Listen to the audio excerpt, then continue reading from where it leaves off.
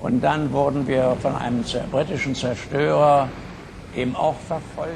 And we thus came to lie at a depth of about 50 meters. Mit der Wassertiefe kamen wir also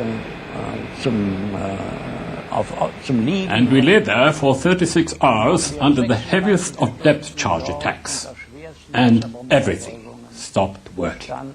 Und es ist bei uns also Nothing was working any longer. Nichts mehr in Ordnung und well, that was the lights were out. We were in total darkness. We had water in the boat. The water was already coming up over the floor plates. And I was worried about never being able ever to come up to the surface again. Als auch die Verfolgungen. And then, during the next night, 36 hours later, when we felt the hunt had slacked off somewhat, we tried to surface again, but the boat wouldn't budge. We were stuck to the bottom, and I could already feel the worried eyes of my crew resting on me. What will he do now? I started the electric motor, the boat began to move, and then we surfaced in complete darkness. Und dann bewegte sich das Boot und dann kamen wir nach oben, Dunkelheit. We had no compass. Everything had stopped working. But we sailed out of the Irish Sea and started on our return trip home. The U-57 couldn't go through the English Channel for fear of British destroyers, so Eric Topp and his crew had to navigate their way round Scotland and down through the North Sea towards Germany. Dann kamen wir in die Elbe-Mündung und vor der Bohnsbüttel-Schleuse. And then we came to the mouth of the Elbe. And in front of the Bunsbüttel lock, we were rammed by a Norwegian steamer which was leaving the lock and hadn't seen us. We had set lanterns, but he didn't see us. He rammed us, and within 10 seconds the boat had disappeared, sunk by the Norwegian steamer, and I lost 6 men. That was a sad and dramatic end to this voyage with the U-57. Dieser Fahrt mit U-57.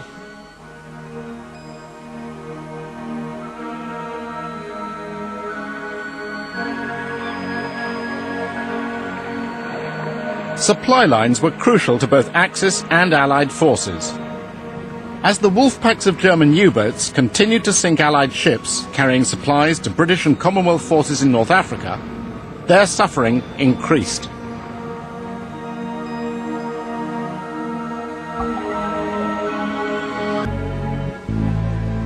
Although fresh water wasn't quite as much of a problem for the men in the desert as for the submariners, there were lots of shortages in North Africa. It's a man's world, the desert. There's no women at all in the desert. It's just men. It goes dark in the desert about 8:20 every night. And there's no twilight. It just goes dark. It's just like switching electric light off. So there's nothing to do unless you can get in the tank. And if you put the tank flap down, you can perhaps read. Or if you're on wireless watch, you get in the tank anyway and sit with the headset on, listening for wireless messages. Then, of course, you've got prowler guards around where your tanks are, round your encampment. But there's very little else to do. That's when you're not fighting, of course. You work on your guns, you ride home when you can. It's a very, very miserable kind of existence, really. And, of course, the conditions were very hard. At the beginning, very, very tough. We had little water. The most crucial factor on both sides was supplies. Initially, supply routes were virtually non-existent, and the troops simply had to make do. In those days, the railway didn't go further than Merthyr, and that was where the main supplies came from. Everything else had to be carried from there across the desert, so the further you were in the desert, the longer the line of communication, And it seemed to me the less you got, because we didn't get a cigarette for the first 6 months. We didn't have a cigarette at all. And the water was so scarce. We got something like 2 pints a day per man, and it was rigidly rationed. The problem of water supply was a very considerable one, and we were limited to a very small ration of water. Getting the water up to Months-WW2 was just a matter of bringing it up by rail, and then it had to be put into originally what were called camel tanks.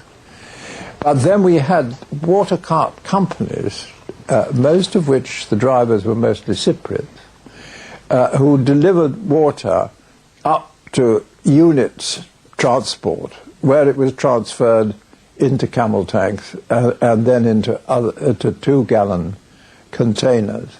So the whole business of supplying the force with water was a very tricky one. The desert isn't a flat bit of ground like a card table. It's quite rough in that part of the world. It's not sand mostly. It's a sort of, it alternates between a rocky surface and a soft surface. It's a slow business. There were certain local sources of water near the coast, wells, but they, if you took too much water from them, they immediately became very salty. Sam Bradshaw and his fellow desert rats came up with some ingenious ways of acquiring water. If you're anywhere near the sea, you get a heck of a dew. So if you got your towel, which was filthy anyway, lay your towel on the back of the tank. In the morning it was wet, so you could wipe all the muck off your face with a wet towel, you see. If we came across Bedouins, sometimes you'd come across them with the goats and camels coming across the desert. We'd get water from them. We'd say, Maya, Anna House, Maya, I want water. Min Fadlak, I want water, please, you see. And they'd want sugar or cigarettes or chocolate, which we had very often, you see. But the water was green. It was in goat skins, and green it was. But we'd boil it, you see. We'd boil it up and skim it off. Take the scum off, take the scum off. Then we could shave with that. We couldn't wash your clothes. Impossible, you just wore the same clothes. Then we found out what we could do. We could wash the clothes in petrol. We'd very little water, but plenty of petrol. So we'd get a petrol tin and cut it down with a tin opener, like a wash basin, and fill that with petrol and dip your clothes in, and hang your clothes to dry, and you stunk to high heaven. And one of the good things about the petrol was it kept the flies away.